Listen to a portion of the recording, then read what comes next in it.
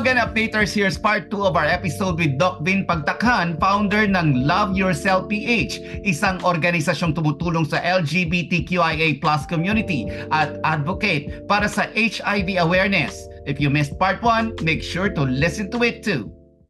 Ano yung struggles na nahaharap nitong mga itong mga patients na ito, knowing that of course it affects them, yung lalo na sa kanilang mental health, yung self-worth nila, yung self-love nila naapektuhan, not just because bata sila, and yung the mere fact na alam mo na may sakit ka eh.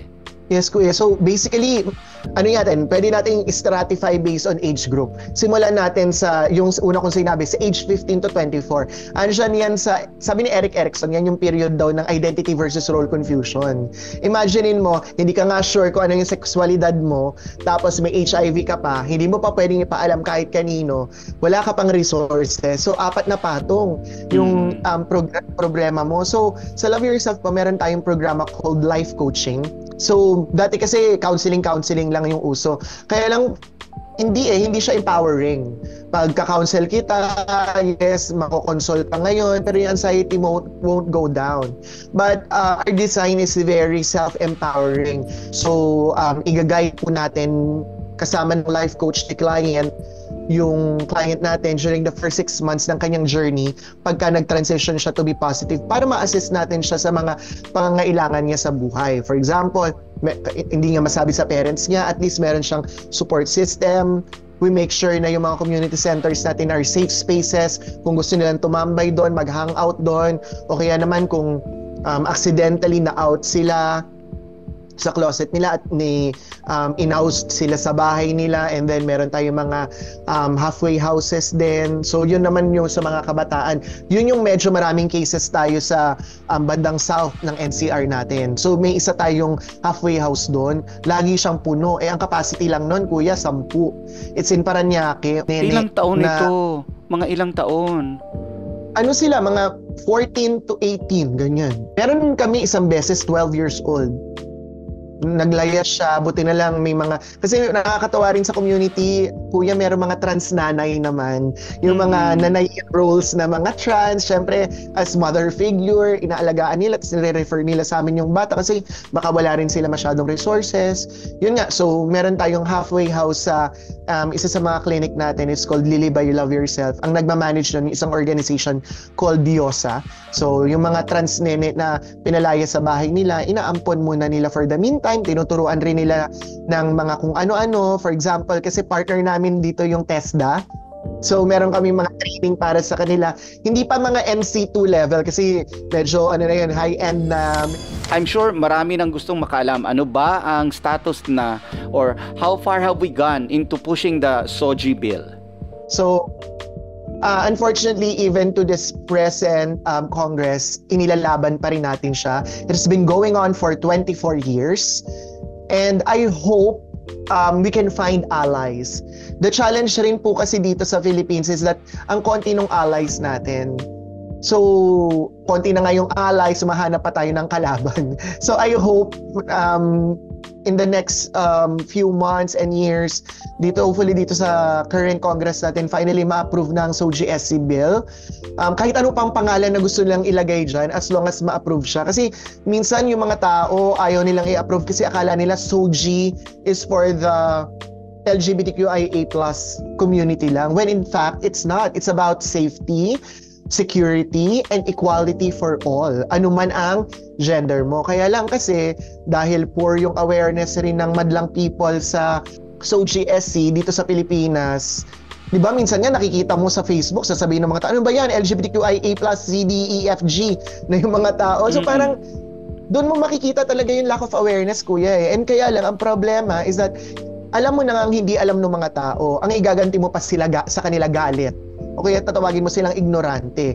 Mali eh. Parang ang mas tama doon na instead of getting more threats or getting more challenges, we need to gather allies. Yung mga taong hindi nakakaalam at nakakaintindi, pag mas nag-explain tayo sa kanila, mas pinaintindi natin sila kung anong ibig sabihin nito, mas makakahanap tayo ng mga kakampi at mas mabilis nating ma-approve tong law na gusto nating ipa-approve. Kasi simula pa lang to, meron pang sa ibang bansa, andyan na ang legal gender recognition for trans people.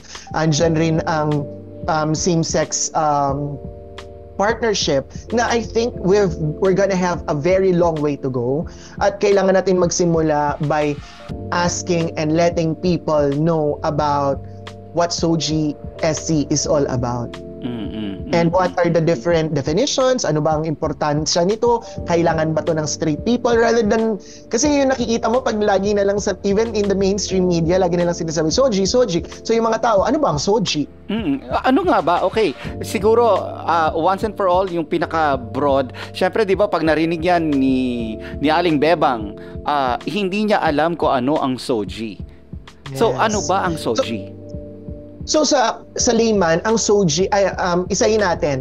SOGI it means sexual orientation. So pag may sinabing sexual orientation, babae ka or lalaki ka. Lahat tayo meron noon, doon pa lang.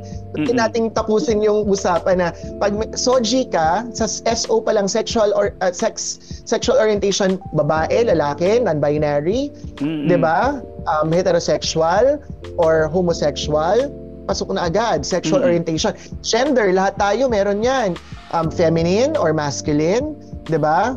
And then SOGI, gender, tapos Identity, ano ka ba? Ina-identify mo ba yung sarili mo na lalaki, or ina-identify mo ba yung sarili mo as babae, or ina-identify mo ba ang sarili mo as hindi isa dun sa dalawang yon? So lahat tayo merong ganun. 'Di ba? E ay expression and sexual characteristics na pala yung bago ngayon. So ibig sabihin nun, lahat tayo meron ng sexual characteristics, 'di ba? Meron ba tayo ay una muna ay meron ka bang kasarian na pang lalaki, kasarian na pa babae? Kahit meron ka nun, ang pinakikita mo ba ay mukha kang babae, mukha kang lalaki? Kasi even men, lalo na po ngayon, di ba, sa period ng mga K-pop, talagang even men look feminine. And it's normal. Kasi pwedeng feminine ng iyong expression, pero straight ka na lalaki. So, doon pa lang sa pinag-usapan nating definition ng SOGIESC, ano na agad, pasok na yun sa lahat. Ngayon, if people just say na SOGI, hindi naman nila alam ang ibig sabihin nun, talagang babaksak talaga yung suporta ng mga tao. I hope itong sinabi ko, it's a little bit more complicated pa nga, but hopefully pag napag-isipan ng mas maayos, mas matagal, masisimplify pa natin sa mga lay people, lalo na sa next generation. Kasi po, hopefully, itong generation natin can pave way for the next generation to have better lives. Kasi ganoon naman lagi, di ba? Of course, ngayon, mas better ang buhay ng mga LGBT community people, not because of anyone else, but because of the people in Stonewall. Di ba? Kaya nga pinag-uusapan natin yung Pride Month.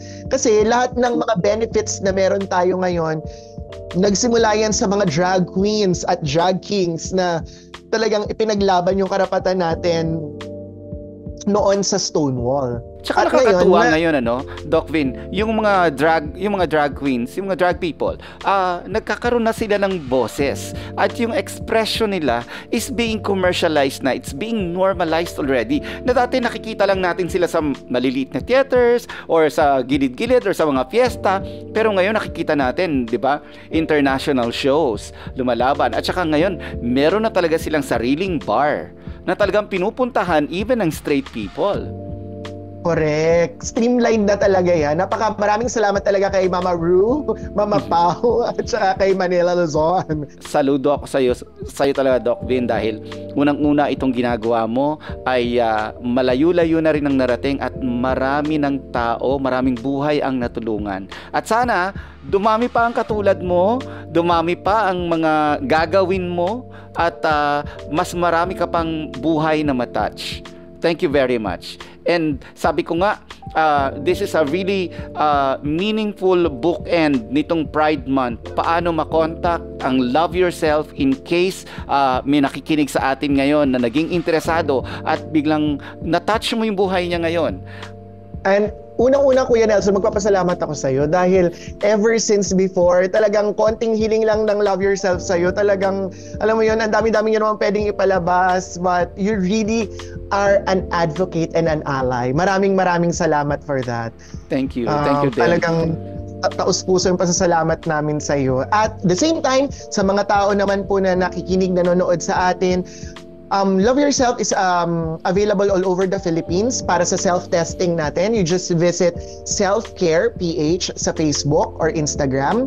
Kapag naman po meron kayong chance pumunta sa mga community center, just visit loveyourself.ph. Meron po tayong community centers, 22 all over the Philippines, loveyourself.ph.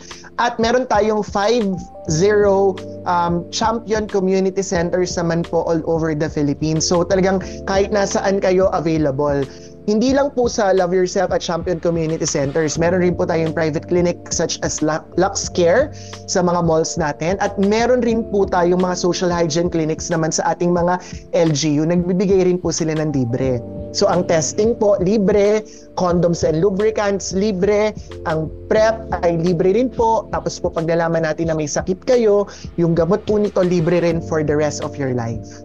Wow. Wow. Thank you very much, at isa kang malaking blessing talaga, Doc Vin. Thank you very much. Salamat, Kuya.